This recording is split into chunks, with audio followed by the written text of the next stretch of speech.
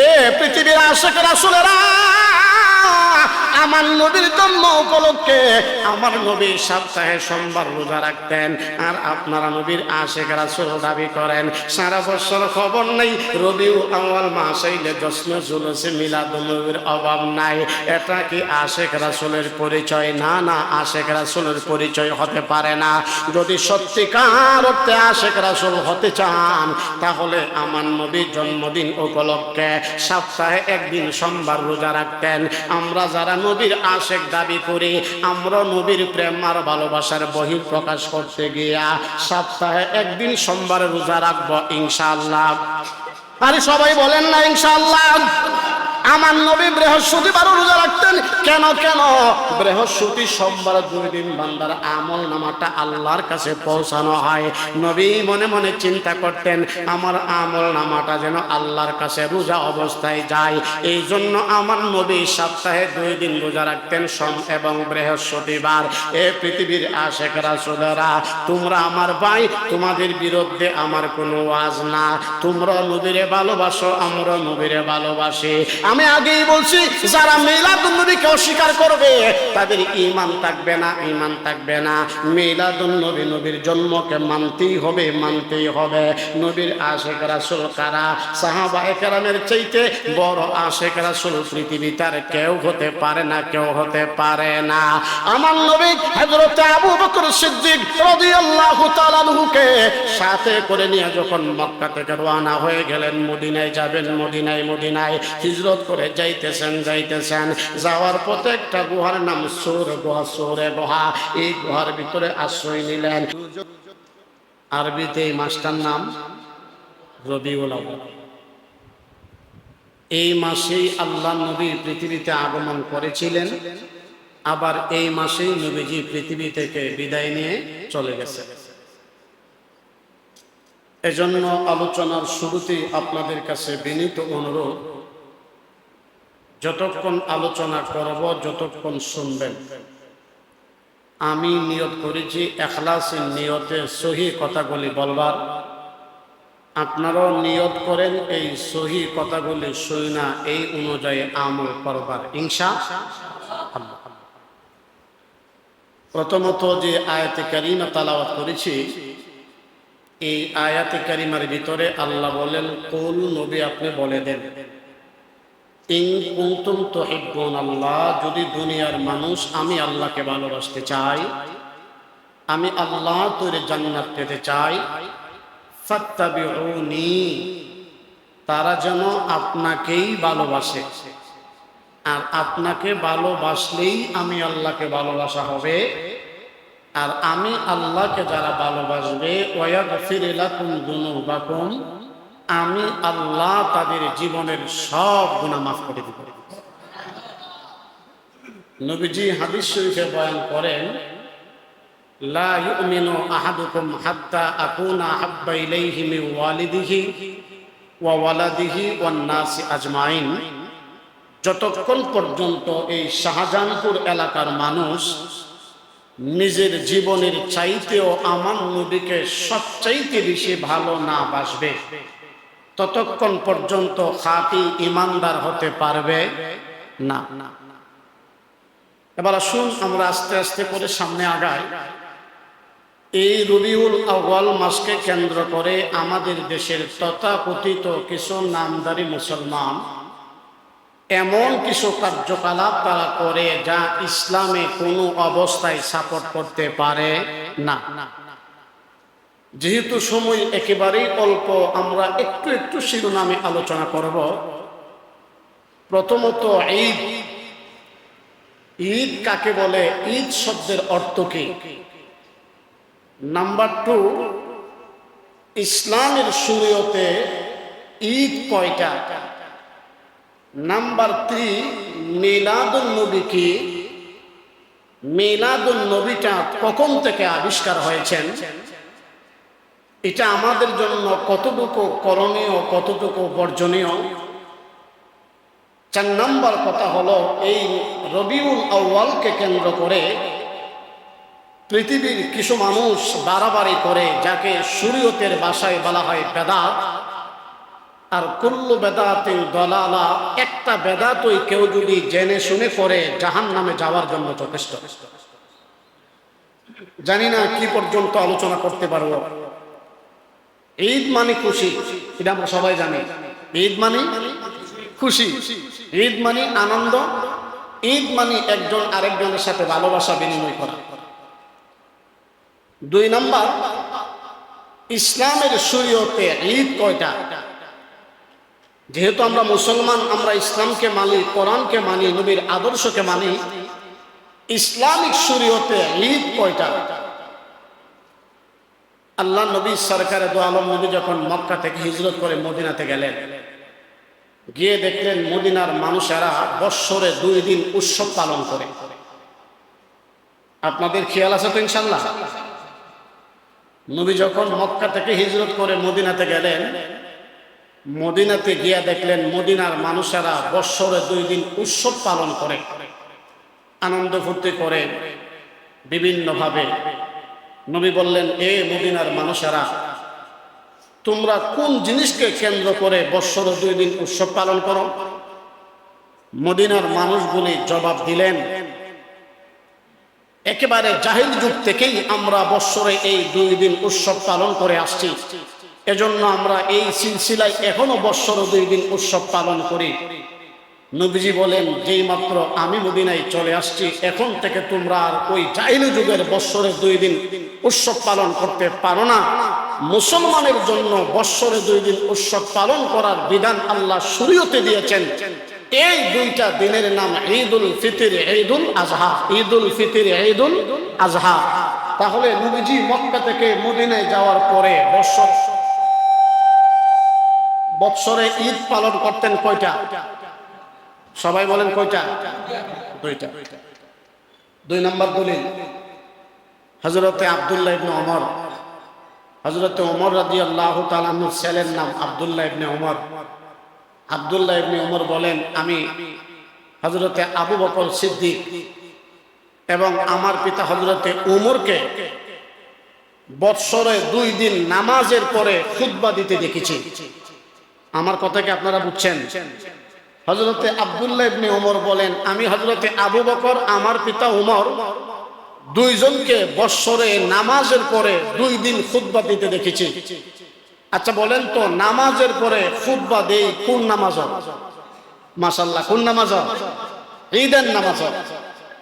তাহলে নবীজির এই সাহাবীর হাদিস থেকে আমরা জানলাম বৎসরে ঈদ কয়টা? জোরে বলেন। 2টা। হযরতে সামুর রাদিয়াল্লাহু তাআলা আনহু বলেন, আমি আল্লাহর নবীকে বৎসরে 2 দিন নামাজ পড়তে দেখেছি আযান ইকামত ছাড়া। হযরতে সামুরা বলেন, আমি আমার নবীকে বৎসরে 2 দিন সবাইকে নিয়ে জামাতে নামাজ পড়তে দেখেছি, কিন্তু ওই নামাজের আযানও নাই, ইকামতও নাই। তাহলে আযান ইকামত ছাড়া বৎসরে 2 দিন আমরা যে নামাজ পড়ি, এই নামাজগুলির নাম কিসের নামাজ? জোরে বলেন, কিসের নামাজ? তাহলে এই 3টা দলিল থেকে আমরা এতটুকু বুঝলাম, মুসলমানের ঈদ বৎসরে কয় দিন? একটু জোরে বলেন, কয় দিন? কিন্তু বর্তমানে পৃথিবীতে নবীর কিছু আশিক রাসূল দাবি করা মুসলমানেরা এই রবিউল আউয়াল মাস আসলেই আরেকটা ঈদ পালন করে। শুধুমাত্র ঈদ নয় বলে, সকল ঈদের সেরা ঈদ, সকল ঈদের সেরা ঈদ এই মাসেই তারা পালন করে। এখন আপনারা মোটামুটি কয়েক মিনিটের আলোচনা থেকে বুঝলেন আমার নবী এবং সাহাবায়ে কেরাম বৎসরে ঈদ পালন করতেন কয়টা? কোনো সমস্যা আছে? ভেজাল নাই? তাহলে বৎসরে ঈদ পালন করতেন কয়টা? 2টা। একটা ঈদের নাম ঈদুল ফিতর, আর একটা ঈদের নাম ঈদুল আজহা। এখন যারা বৎসরে আরেকটা ঈদকে বৎসরের সেরা ঈদ বলে পালন করে, তাদের কাছে আমাদের জবাব হলো, নবীজি যেই জিনিস করেছেন আমরা এই জিনিসই করব। নবীজি যেই কাজ করে নাই, এই কাজ যারা করে তাদেরকে আমরা সমর্থন করি না, এবং আমরা কখনো এই কাজ করতেও পারি না। আলোচনা অনেক লম্বা, আসুন আমরা সামনে চলে যাই। মিলাদুন নবী এই রবিউল আউয়াল মাসের 12 তারিখ এটা গ্রহণযোগ্য মতামত নয়। কেউ বলেছেন 12 তারিখ, কেউ বলেছেন 8 তারিখ, কেউ বলেছেন 9 তারিখ। আবার হাদিসে এই কথাও আসছেন, যেই বছর হস্তি বাহিনী কানায়ে কাবা ভাঙতে গিয়েছিল ওই বছরই আমার নবী পৃথিবীতে আগমন করেছিলেন। এই যেই দিন হস্তি বাহিনী কানায়ে কাবা ভাঙতে গিয়েছিল এর 50 দিন পরে আমার নবী পৃথিবীতে আগমন করেছিলেন। গণনা করার টাইম নাই, তাহলে এইভাবে গণনা করলে বোঝা যায় আমার নবীজি এই রবিউল আউয়াল মাসের 8 তারিখে জন্মগ্রহণ করেছেন। এখন কেউ বলেছেন 12, কেউ বলেছেন 8, কেউ বলেছেন 9। এখন কেউ যদি আপনাকে প্রশ্ন করে, সারা জীবন ওয়াজ শুনলাম নবীজি 12 রবিউল আউয়াল জন্মগ্রহণ করেছেন সোমবার সুবে সাদেকের সময়, আপনি বলেন 8, আপনি আবার বলেন 9, আপনি জবাব দিবেন নবীজি 8 থেকে 12 তারিখের ভিতরে জন্মগ্রহণ করেছেন। 8 থেকে 12 তারিখের ভিতরে জন্মগ্রহণ করেছেন। এখন সেই লোক যদি বলেন 12 তারিখেই জন্মগ্রহণ করেছেন, আপনি বলবেন হইতেও পারে, 12 তারিখে হইতেও পারে, মারামারি কোনো দরকার নাই। আমাদের সঠিক জবাব হলো আমার নবী রবিউল আউয়াল মাসের 8 থেকে নিয়ে 12 তারিখের ভিতরে জন্মগ্রহণ করেছে। হইতে পারে 8, হইতে পারে 9, হইতে পারে 12। তাহলে যারা 12-র পক্ষে তাদের সাথে আমাদের কোনো দলাদলি, আর জোরে বলেন দলাদলি নাই। আমাদের সঠিক জবাব হ্যাঁ, তোমার কথা ঠিকই হইতে পারে। আমরা তো হাদিস করে জেনেছি আমার নবী রবিউল আউয়াল মাসের 8 থেকে 12 তারিখের ভিতরে যেই কোনো একদিন জন্মগ্রহণ করেছে। তাহলে তুমি বলতেছো 8, 12, তোমার কত সঠিক হইতে পারে। আমি বলতেছি 8, আমার কত সঠিক হইতে পারে। আমি 12-র বিরোধিতা না, হইতে পারে আমার নবী 12 তারিখে জন্মগ্রহণ করতেও পারে। এখানে দলাদলির কিচ্ছু নাই। তাহলে মিলাদুন নবী, মিলাদ শব্দের অর্থ হলো জন্ম। মিলাদ শব্দের অর্থ কি? জন্ম। আন নবী মানে আমাদের নবী হযরতে মুহাম্মদ আরবি সাল্লাল্লাহু আলাইহি ওয়াসাল্লামের জন্ম। মিলাদুন নবী মানে আমার জন্ম। আর আমরা তো মিলাদ বলতেই বুঝি আমার ঘরে যাইবেন, দুরূদ শরীফ পড়বেন, সূরা ফাতিহা পড়বেন, সবাইরে নিয়ে একটু দোয়া করে আসবেন, ঈদের নামই মিলাদ। কথা বলেন ঠিক কিনা? হুজুর একটা মিলাদ পড়বেন, বলে ভাই মিলাদ কি? আমার ঘরে আসেন, ঘরে আসার দুরূদ শরীফ পড়েন, সূরা ফাতিহা পড়েন, সূরা কেরাত পড়েন, এরপরে দোয়া করে আসলাম, ঈদের নামই মিলাদ। এখন থেকে যদি কেউ মিলাদের দাওয়াত দেই কোনো হুজুরে, বলবেন আপনার ঘরে কি নতুন কোনো মেহমান জন্মগ্রহণ করেছে? মিলাদ মানে কি? জন্ম। আন নবী মানে আমাদের নবীর জন্ম। মিলাদুন নবী আমাদের নবী হযরতে মুহাম্মদ আরবি সাল্লাল্লাহু আলাইহি ওয়াসাল্লাম এই মাসে জন্মগ্রহণ করেছেন। এই মিলাদুন নবী, নবীর জন্মকে আমরা অস্বীকার করতে পারি না। যদি কেউ অস্বীকার করে তার ঈমান থাকবে? জোরে বলেন, ঈমান থাকবে না। কিন্তু এই মাসকে কেন্দ্র করে আমাদের দেশের তথাকথিত মুসলমানেরা আবার একটা নাম দিয়েছে বৎসরের সারা ঈদের সেরা ঈদ, সকল ঈদের সেরা ঈদ। তাহলে আমরা এতক্ষণ আলোচনা থেকে বুঝলাম, নবীজির হাদিস থেকে বুঝলাম, হযরতে আব্দুল্লাহ ইবনে উমরের হাদিস থেকে বুঝলাম, হযরতে সামুরা রাদিয়াল্লাহু তাআলা হাদিস থেকে বুঝলাম, মুসলমান যারা ইসলামকে মানে, শরীয়তকে ফলো করে, তাদের ঈদ বৎসরে কয়টা? কয়টা? দুইটা। একটা ঈদের নাম ঈদুল ফিতর, আর একটা ঈদের নাম ঈদুল আযহা। তাহলে যে সমস্ত মুসলমানেরা এই রবিউল আউয়াল মাসের নবীর জন্মকে কেন্দ্র করে সকল ঈদের সেরা ঈদ যারা বলে, এই ঈদটাকে ইসলামে সাপোর্ট করে না, আমরা পালন করতে পারি না। যারা করে তাদেরকেও আমরা সমর্থন করতে পারি না। এবার আসুন, উলামায়ে কেরাম, বিজ্ঞ উলামায়ে কেরাম বসে রয়েছেন। এই ঈদে মিলাদুন নবী, নবীর জন্মটা কখন থেকে আবিষ্কার হয়েছে? নবীর জন্মের 604 বছর পরে, নবীর জন্মের 604 বছর পরে ইরাক দেশের মুসুলি শহরে বাদশাহ আবু সাইদের আমল থেকেই নবীর জন্মদিন পালন করা হয়। তাহলে নবীর জন্মের 600, নবীর জন্মের এবং নবীর ইন্তেকালের 604 বছর পর্যন্ত পৃথিবীতে কখনো মিলাদুন নবী পালন করা হয় নাই। তাহলে আমরা করতে পারি না, করব না। তবে নবীর জন্মকে যারা অস্বীকার করবে, মিলাদুন নবী, নবীর জন্মকে যারা অস্বীকার করবে, আমরাও করি না, যারা করবে তাদের ঈমান থাকবে জোরে বলেন, ঈমান থাকবে না। কিন্তু বর্তমান এই পৃথিবীতে মনে কষ্ট পায়েন না, নবীর আশিক রাসূল দাবি করে কিন্তু আবার ইসলামের অনেক কার্যকলাপ করে যা ইসলাম কখনো সাপোর্ট করতে পারে না। এজন্যই তো আমি হাদিস বললাম, নবীজি বলেন ততক্ষণ পর্যন্ত খাঁটি ঈমানদার হতে পারবে না যতক্ষণ পর্যন্ত একজন মানুষ নিজের জীবনের চাইতেও আমার নবীকে সবচাইতে বেশি ভালো না বাসবে। এজন্যই তো আল্লাহ তাআলা কোরআন কারীমে আমার আয়াতে এই কথাটাই আল্লাহ বলতেছেন, আল্লাহ তার নবীকে সম্বোধন করে বলতেছেন। আল্লাহ বলেন, কুল নবী আপনি বলেন, ইন কুনতুম তুহিব্বুনাল্লাহ, যদি দুনিয়ার মানুষ আমি আল্লাহকে ভালোবাসতে চাই, আমি আল্লাহ তৈরি জান্নাত পেতে চাই, ফাত্তাবিউনি, তারা যেন আপনাকে ভালোবাসা, আপনাকে অনুসরণ করে। ইউহিব্বুকুমুল্লাহ, আপনাকে ভালোবাসা মানে আমি আল্লাহকে ভালোবাসা। আমি আল্লাহকে যারা ভালোবাসবে, ওয়ায়াগফির লাকুম যুনুবাকুম, আমি আল্লাহ তাদের জীবনের সব গুনাহগুলি মাফ করে দিব। সুবহানাল্লাহ বলেন, সুবহানাল্লাহ। আর সবাই দিল থেকে বলেন না সুবহানাল্লাহ। মুসলমান ভাইরা আমার, মনে কষ্ট নেবেন না, বছরে একবার শুধুমাত্র জশ্নে জুলুসে ঈদে মিলাদুন নবীর মাহফিল করলেই আশিক রাসূল হওয়া যায় না। সাহাবায়ে কেরাম আমার নবীকে জিজ্ঞাসা করলেন, ইয়া রাসূলুল্লাহ, ইয়া হাবিবাল্লাহ, এই মিলাদুন নবী উপলক্ষে আমার নবী কোন আমল করতেন? সাহাবায়ে কেরাম আমার নবীর কাছে গিয়া বললেন, নবী আমার, আমরা যদি বছরে সারা বছর রোজা রাখি কেমন হয়? নবী বললেন, সারা বছর রোজা রাখা না রাখা সমান নবী উৎসাহিত করেন নাই। সাহাবায়ে কেরাম আবার বললেন, ইয়া রাসূলুল্লাহ, ইয়া হাবিবাল্লাহ, আমরা যদি বছরে 10 দিন রোজা, মাসে 10 দিন রোজা রাখি কেমন হয়? নবীজি বললেন, ভালো। সাহাবায়ে কেরাম আবার বললেন, নবী আমার, আমরা যদি বছরে 2 দিন রোজা রাখি কেমন হয়? আমার নবী আবার জবাব দিলেন, সাহাবারা শুনো শোনো, আমার জন্ম হলো সোমবারে, এই জন্য আমি প্রতি সোমবারে রোজা রাখি, সোমবারে রোজা রাখি, সাথে আবার বৃহস্পতিবারও রোজা রাখি। সাহাবায়ে কেরাম বললেন, নবী আমার, সপ্তাহে 2 দিন বৃহস্পতি সোমবার রোজা কেন রাখেন? আমার নবী প্রথম জবাব দিলেন, সাহাবারা রে শোনো শোনো, এই 2 দিন আল্লাহ তাআলার কাছে আমল নামা পৌঁছানো হয়, এই জন্য আমি 2 দিন রোজা রাখি, যাতে আমার আমল নামাটা আল্লাহর কাছে রোজা অবস্থায় পৌঁছে যায়। সুবহানাল্লাহ, সুবহানাল্লাহ। মুসলমান ভাইরা আবার গভীর মনোযোগ, গভীর মনোযোগ।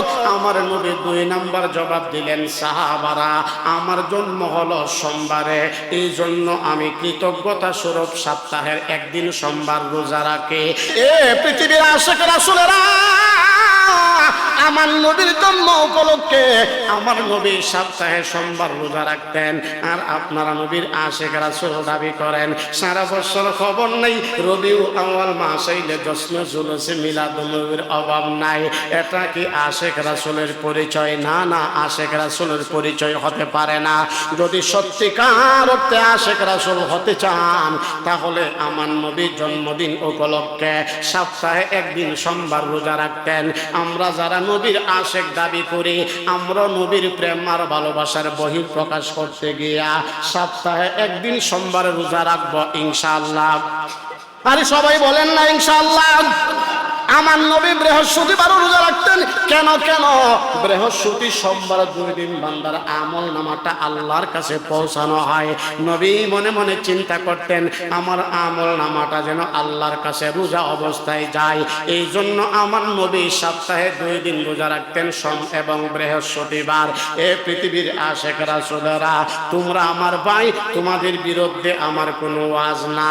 তোমরা নবীরে ভালোবাসো, আমরা নবীরে ভালোবাসি। আমি আগেই বলছি, যারা মিলাদুন নবীকে অস্বীকার করবে তাদের ঈমান থাকবে না, ঈমান থাকবে না। মিলাদুন নবী, নবীর জন্মকে মানতেই হবে, মানতেই হবে। নবীর আশিক রাসূল কারা? সাহাবায়ে কেরামের চাইতে বড় আশিক রাসূল পৃথিবীতে আর কেউ হতে পারে না, কেউ হতে পারে না। আমার নবী হযরত আবু বকর সিদ্দিক রাদিয়াল্লাহু তাআলা আনহুকে সাথে করে নিয়ে যখন মক্কা থেকে রওনা হয়ে গেলেন, মদিনায় যাবেন, মদিনায় হিজরত করে যাইতেছেন যাওয়ার পথে একটা গুহার নাম সূর গুহা, সূরে গুহা। এই গুহার ভিতরে আশ্রয় নিলেন, দুজন গুহার ভিতরে অবস্থান করতেছেন। কিছুক্ষণ পরে হযরতে আবু বকর উকি দিয়া বলে, নবী, মক্কার এই মানুষগুলো দিয়ে এই রাস্তা দিয়া যাইতেছেন। আবু বকরের মনে একটু চিন্তিত ভাব, যদি তারা আমার নবীকে দেখে ফেলে, না জানি আবার কোনো আক্রমণ করে ফেলে। কিন্তু আমার নবীর চেহারার ভিতরে চিন্তার কোনো ভাব নাই, টেনশনের কোনো ভাব নাই। আমার নবী বলেন, আবু বকর, আমার সাহাবী আবু বকর, বারবার তুমি উকি মাইরা কি দেখতেছ? তোমার মনে কি টেনশন নাকি? হযরতে আবু বকর সিদ্দিক রাদিয়াল্লাহু তাআলা আনহু বলেন, প্রাণের নবী আমার, এই সূরে গুহার ভিতরে আমি আর আপনি ছাড়া তো কেউ নাই। যদি মক্কার কাফের বেঈমানগুলি দেখে ফেলে, তাহলে তো আপনার ক্ষতি হয়ে যেতে পারে। আমার নবী ডাক দিয়া বলে, আবু বকর, চিন্তার কোনো কারণ নাই, লা তাহজান, ইন্নাল্লাহা মা'ানা। এই গুহার ভিতরে শুধু আমি আর তুমি না, আমাদের সাথে 3 নম্বর যেই ব্যক্তিটা রয়েছেন, উনি হলেন আরশের মালিক আমার আল্লাহ। সুবহানাল্লাহ বলেন, সুবহানাল্লাহ। আমার নবী বলেন, আবু বকর, চিন্তার কোনো কারণ নাই, টেনশনের কোনো কারণ নাই। এই গুহার ভিতরে আমি আর তুমি না, আমাদের সাথে যিনি আছেন তিনি হলেন আমার আল্লাহ। আমার আল্লাহ কখনো চাইবে না আল্লাহর প্রিয় বান্দাদের কোনো ক্ষতি হয়ে যাক, তুমি চিন্তা করিও না। আশিকেরা শুরু কারেকো একটু দিলের কান লাগায় শুনবেন। সূরে গুহা থেকে বের হইয়া আবার হাঁটতে আরম্ভ করলেন। নবীর পেটে খিদা, আবু বকর পেটেও খিদা। এমন সময় দেখা যায় মক্কার একজন লোক অনেকগুলি বকরি নিয়ে কোথায় যেন যাইতেছে। আবু বকর সিদ্দিকের বাড়ি যেহেতু মক্কায়, এই লোকটাকে দেখে চিনা ফেলেছে। ডাক দিয়া বলে, তুমি অমুক নাকি? বলে, হ্যাঁ অমুক। এবার আবু বকর সিদ্দিক বলেন, মক্কার মানুষেরা, তোমার বকরিগুলি থেকে একটু দুধ দোহন করে দিবানি, আমার নবীর একটু পান করাইতে চায়। এই কথা বলতে দিয়ে হয় এই বকরিওয়ালা রাজি হয়ে গেলেন। হযরতে আবু বকর গর্তের ভিতরে অবস্থান করিয়া গর্তের ভিতর থেকে বের হলেন। পিছনে শত্রু, এরপর আমার নবীর চিন্তা উনির মাথা থেকে যায় নাই। নবীকে কেমন ভালোবাসতেন। পিছনে শত্রুর দল যাইতেছেন। এমন সময় হযরতে আবু বকর সিদ্দিক ব্যাগ থেকে একটা ছোট্ট পাতিল বের করলেন। হযরতে আবু বকর সিদ্দিকের ভিতরে মনে মনে ধারণা, আমি এই পাতিলটা সাথে কেন রাখলাম জানেননি? কোনো সময় যদি পানির প্রয়োজন হয়, কোনো কিছুর প্রয়োজন হয়, আমি এই পাতিলের ভিতরে পানি আটকাই আমার নবীকে পান করাতে পারবো। এই জন্য দেখবেন সফরে বের হইলে নিজের প্রিয়তমা স্ত্রী এমন কোন জিনিস ব্যাগের ভিতরে ঢুকা দেয়, আমরা বলি এইগুলি দিয়া কি করব, কিন্তু এক সময় এই জিনিসের কাজ লাগা যায়। এইগুলি স্ত্রী যারা আছে তারা খেয়াল করে। হযরতে আবু বকর সিদ্দিক রাদিয়াল্লাহু তাআলা আনহু ছোট্ট একটা পাতিল নিয়া এবার বকরিওয়ালাকে বললেন, বকরিওয়ালা, তোমার বকরির যেই দুধ দোহন, এই জায়গাটাকে পরিষ্কার করো, তোমার হাতটা ভালো করে জারা দাও। ভালো করে জারা দিলেন, পরিষ্কার করলেন। আবার জিগাইলেন, তুমি কি হাত ভালো করে পরিষ্কার করছুনি? বলে, করছে। তাহলে বকরির যেই উর, যেটাকে আমরা বলি যেটা থেকে দুধ বের করে, ওইটাকে পরিষ্কার করছুনি? বলে, করছে। হযরত আবু বকর বলেন, বকরিওয়ালা, তোমার বকরির দুধ যিনি পান করবেন, তোমার বকরির দুধ যিনি পান করবেন, উনি তো সাধারণ কোনো মানুষ না, যার খাতিরে আল্লাহ পাক কুল কায়নাত সৃষ্টি করেছেন। রাসূলুল্লাহ আগর পয়দা না হতে, আসমান জমিন পয়দা না হতে, এমন একজন পয়গম্বর যাকে সৃষ্টি না করলে আল্লাহ আসমান জমিন কুল কায়নাত কিচ্ছুই বানাইতো না। এমন একজন পয়গম্বর তোমার বকরির দুধ পান করবে, তুমি কি ভালো করে নিজের হাত পরিষ্কার করছুনি? বলে, করছে। এবার দুধ দোহন করলেন। দুধ নিয়ে আমার নবীর কাছে গেলেন, গিয়া দেখেন আমার নবী ঘুমায় রইছে। হযরতে আবু বকর সিদ্দিক আমার নবীরে ডাক দেয় না, পাশে বইসা রইছে। যেই মাত্র আমার নবী ঘুম থেকে উঠলেন, হযরতে আবু বকর বলেন, নবী আমার, আপনি তো তৃষ্ণার্ত ক্ষুধার্ত, আপনার জন্য দুধ নিয়ে আসছি, আপনি একটু পান করেন। যেই মাত্র আমার নবী দুধ পান করলেন, হযরতে আবু বকর সিদ্দিক তখন আকাশের দিকে তাকায়া বলেন, এরে আসমানের মালিক আমার আল্লাহ, আমার নবী দুধ পান করছে, আমার কলিজাটা ঠান্ডা হয়ে গেছে। সুবহানাল্লাহ, সুবহানাল্লাহ। আরে সবাই বলেন না সুবহানাল্লাহ। এখন আপনাদের কাছে আমার প্রশ্ন, দুধ পান করছে আমার নবী, যদি কলিজা ঠান্ডা হয় আমার নবীর কলিজা ঠান্ডা হবে, কিন্তু আবু বকর কলিজা কেন ঠান্ডা হবে? হযরতে আবু বকর বলেন আমার নবী পান করছে, নবীর তৃষ্ণা মিটে গেছে। নবীর এই দৃশ্য দেখা আমি আবু বকর কলিজা ঠান্ডা হয়ে গেছে। সুবহানাল্লাহ, সুবহানাল্লাহ। এরই তো নাম আশিক রাসূল, এরই নাম তো আশিক রাসূল। উহুদের যুদ্ধের ভিতরে একজন মহিলা যাইতেছেন সাহাবায়ে কেরাম বলেন মহিলা তুমি কোথায় যাও? বলে উহুদের ময়দানে। আর যায় কোনো লাভ নাই, তোমার বাবা যে উহুদের ময়দানে যুদ্ধ করতে গিয়েছিল উনি তো শাহাদাত বরণ করেছে। মহিলা কোনো জবাব দেয় না, যাইতেছেন। কিছুক্ষণ যাওয়ার পরে সাহাবায়ে কেরাম আবারও জিজ্ঞাসা করলেন তুমি কোথায় যাও? বলে উহুদের ময়দানে। বলে যায় আর কোনো লাভ নাই, তোমার যে ভাই উহুদের ময়দানে গিয়েছিলেন শাহাদাত বরণ করেছে। মহিলা কোনো জবাব দেয় না, আবারও যাইতেছেন। সাহাবায়ে কেরাম বলেন মহিলা কোথায় যাও? বলে উহুদের ময়দানে। যায় কোনো লাভ নাই, তোমার স্বামী শাহাদাত বরণ করেছে। মহিলা জবাব দেয় না। বলে তোমার সন্তান শাহাদাত বরণ করেছে। মহিলা জবাব দেয় না। এক পর্যায়ে মহিলা চিৎকার করে বলতে থাকে আরে আমার নবীর সাহাবারা, কে শাহাদাত বরণ করলো আর কে করলো না এটা আমি জানতে চাই না, আমাকে আমার নবীর দরবারে নিয়ে যাও।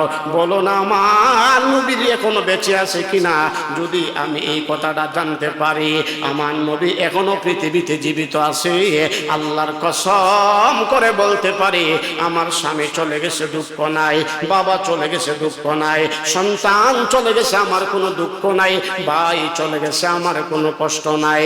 আসমানের মালিকের কসম করে বলতে পারি আমার নবীরে যদি একটা নজর দেখতে পারি আমি আনসারী মহিলার অন্তরে বিন্দু পরিমাণ কোনো ব্যথা থাকবে না। সুবহানাল্লাহ বলেন না। আর এর নাম হলো আশিকে রাসূল। এর নাম কি? আশিকে রাসূল। এজন্য আল্লাহ বলেন কুল, নবী আপনি বলেন ইন কুনতুম তুহিব্বুনাল্লাহ, যদি দুনিয়ার মানুষ আমি আল্লাহকে ভালোবাসতে চাই ফাত্তাবিউনি, তারা যেন আপনাকেই ভালোবাসে। আর আপনাকে ভালোবাসাই মানে আমাকে ভালোবাসা। আর আমাকে যারা ভালোবাসবে ওয়াগফির লাকুম যুনুবাকুম, আমি আল্লাহ তাদের জীবনের সব গুনাহগুলি মাফ করে দিব। সুবহানাল্লাহ বলেন। চলুন আমরা আবার একটু পিছনের দিকে যাই। আমরা আলোচনা করতেছিলাম ঈদ মানে খুশি, ঈদ মানে খুশি। এবং ইসলামের শরীয়তে যতক্ষণ আপনার আলোচনা শুনছেন এখন আপনারা একটু জবাব দিবেন আমার এতক্ষণ আলোচনা থেকে কি বুঝলেন? ইসলামের শরীয়তে বৎসরে ঈদ কয়টা? সবাই বলেন কয়টা? দুইটা।